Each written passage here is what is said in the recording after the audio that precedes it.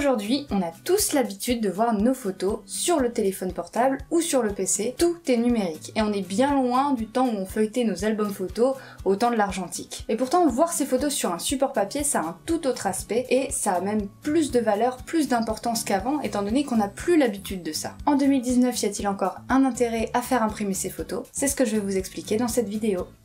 Where is my note? Ah, il fait trop chaud. Il fait quand même beau. Il fait beau. Ok. C'est bon, je l'ai. Cell Digital m'a contacté récemment pour me proposer un bon d'achat en échange de la présentation de certains de leurs produits en vidéo. Je remercie d'ailleurs à cette occasion Guillaume qui était très sympa et avec qui j'ai échangé par mail. Et il m'a également proposé un bon d'achat pour vous, donc restez, je vous en parle un petit peu plus loin dans la vidéo. Donc Cell Digital, pour ceux qui ne le connaissent pas, même si je pense que la plupart d'entre vous connaissent, c'est un fournisseur de produits photos, donc qui propose aussi bien des livres photos, des tirages, des posters agrandissements, des tableaux, des cartes, des cadeaux photos aussi. Mais au temps du numérique, quel est l'intérêt d'avoir ces photos sur un support papier? Je vais d'abord vous expliquer pourquoi à mon sens c'est important de faire imprimer ces photos, et ensuite je vais vous présenter les produits que j'ai commandés comme support possible pour vos photos. Alors, qu'est-ce que ça apporte de faire imprimer vos photos? Premièrement, ça va améliorer votre retouche, votre développement, parce que vos photos, par exemple, vont être plus sombres. Donc moi, je vois avec le premier book photo que j'ai fait, j'ai remarqué que les photos étaient plus sombres à l'impression, parce que tout simplement, on a l'écran qui est rétro-éclairé, donc la photo paraît plus lumineuse à l'écran. Mais quand on regarde notre petit histogramme, on se rend compte qu'en effet, les photos sont quand même sombres. On n'a pas de blanc marqué. Et en fait, j'ai remarqué ça avec le premier book que j'ai fait, et je me suis dit, mince, je fais pas des photos assez lumineuses. Elles paraissent lumineuses sur l'écran, mais en réalité elles le sont pas tant que ça. Donc déjà vous allez accorder plus d'importance à votre histogramme, à la réalité de votre photo, à ce qu'elle donne en vrai, et du coup vous allez par exemple faire des photos plus lumineuses. Moi je vois, j'ai développé mon style avec des photos plus lumineuses. Vous allez aussi accorder plus d'importance à des détails en particulier. Si vous faites par exemple des agrandissements, vous allez mieux voir votre photo dans les détails, comme par exemple quand vous partagez vos photos sur les réseaux sociaux. Parfois vous vous apercevez de détails dont vous vous étiez pas aperçu avant de les partager. Pourquoi? Parce que quand on partage, on les soumet au regard des autres et donc du coup on va plus facilement faire attention à certains détails, on va plus scruter la photo. Donc vous allez améliorer votre retouche.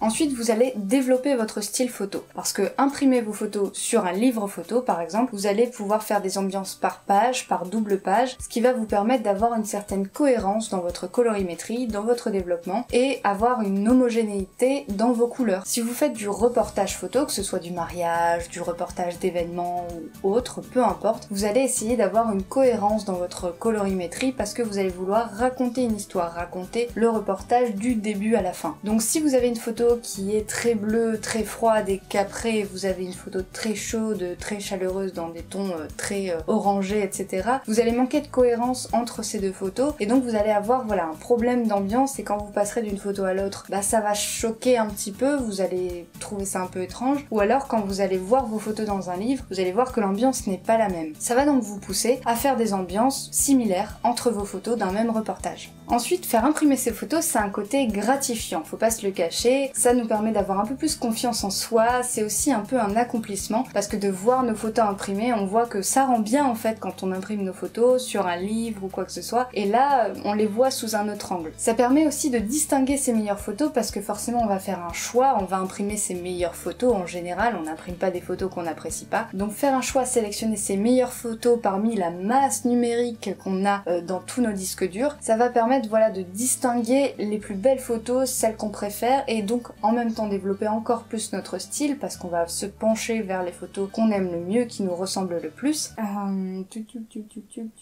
D'ailleurs, si vous sentez que vous stagnez au niveau photographique, que vous n'arrivez pas à passer au niveau supérieur, que vous ne vous améliorez pas ces derniers temps, ou voilà, que vous stagnez, que vous n'y arrivez plus, vous pouvez faire imprimer vos photos, vous allez voir, ça va vraiment vous aider à passer ce cap. Ensuite, si vous montrez vos photos autour de vous, ça va donner une meilleure impression. Par exemple, auprès des clients en rendez-vous, avoir un support papier, ça va faire appel au sens du toucher, ça va avoir un support agréable pour pouvoir voir les photos. C'est toujours mieux que de les voir sur un écran, c'est un côté plus vrai, plus authentique, et on n'y pense pas assez, mais faire appel au sens du toucher quand on montre ses photos, ça crée une émotion supplémentaire qu'on n'a pas devant notre écran d'ordinateur ou devant le téléphone, ou une tablette, ou je ne sais quel autre support numérique. Oh bah super, je peux plus ouvrir mes notes. C'est génial, j'adore la technologie moi, je kiffe. Tout est numérique, c'est magnifique. Donc voilà les raisons pour lesquelles je pense c'est important de faire imprimer ces photos. Je dis pas qu'il faut toutes les faire imprimer, mais une fois de temps en temps faire imprimer vos meilleures photos sous forme d'un joli book ou même quelques tirages, ou alors faire un agrandissement de la plus belle photo que vous ayez et de laquelle vraiment vous êtes fier, ça peut vraiment les mettre en valeur et je vous jure, vous n'allez pas être déçus. Maintenant, je vais vous présenter les solutions salle digitale, donc notamment la commande que j'ai passée dernièrement, où j'ai pris vraiment plusieurs produits différents, donc je vais pouvoir vous montrer une gamme assez diversifiée de ce que vous pouvez faire pour imprimer vos photos. Alors, il faut savoir que salle digitale propose de vous livrer des échantillons, donc moi c'est quelque chose que j'avais déjà fait avant de passer ma commande là. En fait, vous les payez, mais ensuite vous avez un bon d'achat que vous déduisez de votre commande. Vous n'avez pas de minimum de commande, donc par exemple les échantillons pour les rendus des tirages photos, ça c'est 10 € et vous le déduisez de votre prochaine commande. Vous avez des échantillons aussi pour les couvertures de livres, donc avec les différents aspects que vous pouvez avoir pour les couvertures des livres photos. Et vous avez aussi des échantillons que je n'ai pas à ma disposition, mais pour les tableaux photos. Donc le rendu Aludibon, PVC, verre acrylique, je crois, toutes des choses comme ça. Pour les échantillons de tirage c'est 10 €, celle des couvertures de livres c'est 10 € également, et pour les échantillons des tableaux photos c'est 15 €. Donc c'est très intéressant si par exemple vous hésitez sur le rendu de votre commande pour le papier photo par exemple, vous pouvez très bien commander ces tirages là et vous le déduisez de votre commande ensuite quand vous passez votre commande. Au moment de ma commande j'ai eu un gros souci pour choisir entre deux rendus pour mes tirages photos parce que je comptais faire des tirages photos. Donc d'ailleurs si vous me suivez sur Instagram vous avez dû le voir en story, j'ai même fait un petit sondage. Si vous ne me suivez pas n'hésitez pas à y aller parce que je poste souvent des stories, je vous demande votre avis sur certaines choses, notamment ce genre de choix où j'arrive pas à me décider. Donc j'ai fait ma petite enquête et j'ai aussi testé donc différents rendus et je vais vous dire un petit peu ce que j'ai trouvé pour les différents aspects, les différents rendus de papier et voir un petit peu quoi choisir dans quelle situation. Le rendu mat serait mieux pour les photos sombres, les photos en noir et blanc éventuellement. Il y a un bon rendu du détail d'après salle digitale et ce serait bien aussi pour les paysages. L'avantage du mat c'est que ça limite les traces de doigts et d'après salle digitale c'est une finition noble et légèrement texturée. Le brillant serait mieux pour les couleurs vives, les photos très lumineuses parce que d'après salle digitale toujours, ça rendrait un blanc pur et une profondeur des couleurs assez intéressante. Donc ils disent qu'il y a une très haute reproduction des détails et eux le recommandent pour le noir et blanc. Je sais pas, peut-être pour le noir et blanc très lumineux, à la limite, vous savez des noirs et blancs où il n'y a pas vraiment de noir marqué, pourquoi pas. Moi comme je fais des noirs et blancs plutôt sombres dans l'ensemble, sur fond noir, en clair obscur, j'ai préféré privilégier le mat pour ça. Après je sais pas, à vous de vous faire votre propre avis, salle digitale recommande le noir et blanc pour le brillant. À savoir aussi que le rendu brillant est plus épais que le rendu mat pour les tirages, c'est pas le cas pour les livres photos. Ensuite le rendu satiné, j'ai fait un essai pour ça, je suis pas spécialement convaincue, je suis pas fan du rendu satiné de salle digitale en tout cas. D'après eux il y a un flou artistique naturel qui mettrait en valeur les portraits et également un rendu naturel des tons chers. Pourquoi pas, moi après je sais pas, je suis pas fan de la texture du rendu satiné, ça me donne un espèce d'effet plastifié, je sais pas trop. Ils disent aussi qu'il y a la possibilité pour les photographes d'avoir une protection anti-scanner et une mention copyright au verso, donc c'est intéressant pour les photographes pour cet aspect là également. Et d'après eux ce serait l'idéal pour les portraits, mariages et photos de classe scolaire. Ensuite il y a l'effet métallique, donc qui fait ressortir la matière, je trouve en tout cas. D'après eux il y a une profondeur et un attrait visuel avec un effet relief 3D et une densité de noir intense. Je vais d'ailleurs vous faire écouter ce que ça donne le son de chaque papier. Donc ça c'est le papier brillant, un peu d'ASMR hein. Ça c'est le papier mat. Vous voyez il y a quand même une différence, on sent que le papier brillant il est un peu plus doux et le papier mat il est en effet plus texturé. Ensuite l'effet satiné, vous allez voir c'est assez différent. On a vraiment une sensation d'effet plastifié, alors je suis désolée si c'est pas très agréable pour les oreilles, mais ça me donne vraiment cette sensation, c'est pour vous faire entendre que j'ai cette sensation d'effet plastifié en fait, je sais pas, comme si c'était du plastique quoi. Et ça c'est l'effet métallique. Donc on sent l'effet métallique plus doux, un peu comme le brillant. Il est un peu plus léger le métallique. Je trouve que le mat a même des contrastes plus marqués, plus profonds. Je trouve qu'il est quand même plus joli en fait, le mat que le satiné à la limite. limite. Mais bon, après à vous de vous faire votre avis, hein, chacun ses goûts également, donc selon ce que vous faites comme type de photo et ce que vous voulez comme rendu, vous pouvez très bien préférer le satiné. Vous avez aussi la possibilité de faire de l'impression fine art, donc vous avez 3 types de fine art. Vous avez le fine art Barita, le fine art Perle et le fine art Photorag. Donc ça c'est des impressions fine art et pour les posters également en impression fine art. C'est assez sympa le rendu que ça donne, en tout cas sur l'échantillon. J'en ai pas fait pour l'instant parce que malgré le bon d'achat, bon, au bout d'un moment j'étais quand même aussi limitée hein, en termes financiers. Je pense que j'en ferai à l'occasion parce que j'adore le rendu du Photorag. J'adore la profondeur des couleurs que ça donne. Pour les photos assez colorées et des beaux contrastes, ça peut être très sympa. Je trouve qu'il y a une profondeur à ce rendu qui est assez impressionnante. Donc pourquoi pas. Et puis l'effet Barita aussi, il est pas mal parce que je vois que l'arrière-plan blanc ne ressort pas en espèce de vernis et par contre les couleurs ressortent. Donc on a une impression de relief qui est assez sympa aussi. À l'occasion, c'est vrai que le fine art, ça...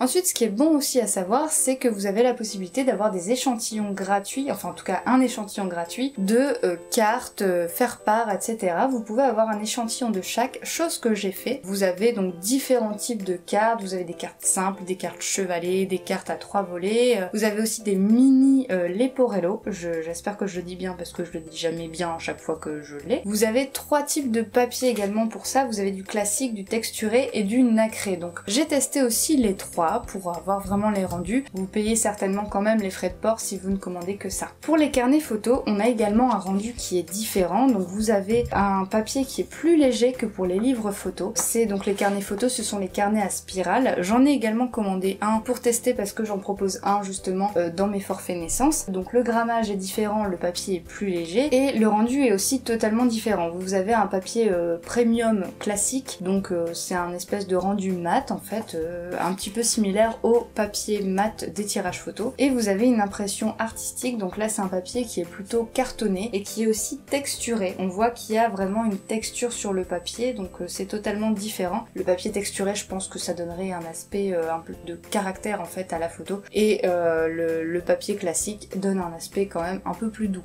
Et c'est pratique les tirages pour ça. Si vous avez chaud chez vous, hein, avec cette canicule en ce moment, bah écoutez, commandez des tirages photos, sac digital. Ça vous permettra de vous faire de l'air. Bon sinon vous avez les ventilos aussi hein, qui sont un peu plus pratiques, je dois le reconnaître, mais c'est aussi plus cher. Au niveau donc de ma commande, j'ai commandé plusieurs tirages, j'en ai commandé un bon paquet parce que je voudrais me faire un mur photo avec tous mes tirages de mariage, grossesse, naissance, etc.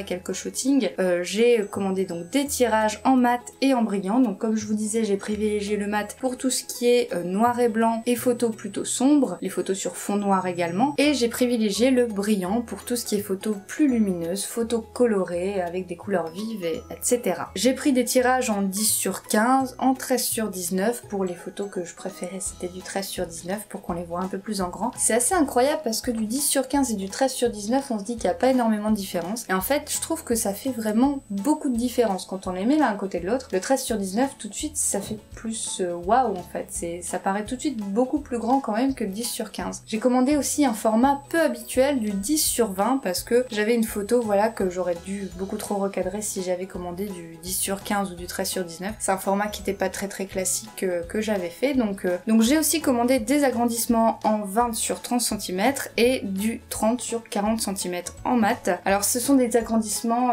ce sont des tirages en grand en fait, hein, donc c'est le même papier que pour les tirages. Par contre j'ai également commandé un poster 30/45 en effet métallique. Il y a aussi des rétroprints, donc ça c'est pas du tout inclus dans les échantillons, je ne sais pas si c'est nouveau, mais je trouvais le principe assez sympa pour accrocher sur mon petit tableau là que vous voyez derrière en fond de mes vidéos, des petits rétroprints comme ça, donc c'est effet Polaroid en fait, hein. C'est assez cool, j'ai beaucoup aimé le rendu, il est assez épais, le papier est assez cool et je trouve que l'effet est assez sympa. Je voulais mettre aussi certaines de mes photos numériques que j'aime beaucoup et qui peuvent être en référence avec mes vidéos ou quoi que ce soit, donc ou des photos que je vous ai montrées en vidéo justement, donc voilà, je voulais faire un petit mur rappel de de mes anciennes vidéos et c'était assez sympa ce format-là exprès pour ça. Donc ensuite vous avez les livres photos. Moi j'ai commandé donc le livre 42 cm sur 28 en couverture mat et molletonnée avec les pages en surface mat. Vous avez deux possibilités pour la surface des pages, vous avez mat ou brillant. Pour les livres, vous n'avez que ces deux possibilités-là. Pour la couverture, vous pouvez la prendre en mat ou en brillant, molletonné ou non. Ensuite, vous avez des calendriers photos qui proposent. Je n'ai pas encore testé cette solution-là. Vous avez les carnets photos, donc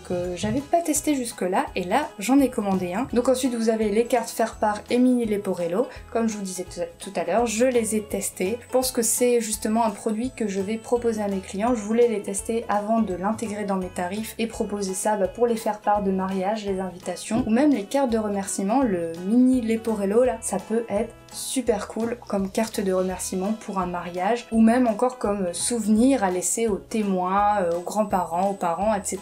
Je trouve que c'est assez cool, un petit cadeau pour les invités par exemple, donc je pense fortement que je les proposerai à mes clients.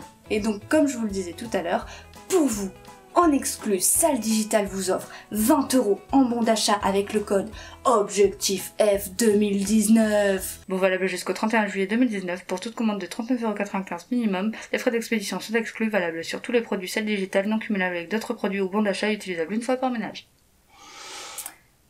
Donc je vous ai marqué toutes les conditions pour toute commande minimum de 39,95 €. Vous avez donc 20 € de bon d'achat, c'est plutôt pas négligeable. Si jamais vous aviez une commande Salle Digitale à passer d'ici fin juillet, n'hésitez donc surtout pas à utiliser ce code. Vous avez donc un large choix possible de produits comme support pour faire imprimer vos photos. Ce que j'aime bien avec Salle Digitale, c'est le côté où on peut avoir des échantillons avant de passer commande. Je trouve ça quand même intéressant de pouvoir avoir un aperçu du rendu final. Et j'espère que cette vidéo vous aura éclairé sur ces points. Vous pouvez vous abonner à la chaîne si vous souhaitez voir plus de vidéos tests ou comparatifs de produits. J'en fais de temps en temps. Je fais aussi des vidéos conseils et astuces simples et peu coûteuses qui vous permettent de booster votre créativité, de faire des photos plus originales, d'avoir voilà, des idées un petit peu qui fusent. Si vous voulez voir également la présentation de mon book 2018 que j'ai commandé chez Salle Digitale également, c'est un 28/19. Mon style de photo a évolué depuis, mais ça vous montrera toujours un format différent. Vous pouvez cliquer sur le lien qui est juste là. Et je vous mets également le lien vers la vidéo de présentation de mon book 2017 qui est ici un 28/28. Et personnellement, je vous dis à samedi prochain pour le premier épisode de mon vlog sur le quotidien de photographe.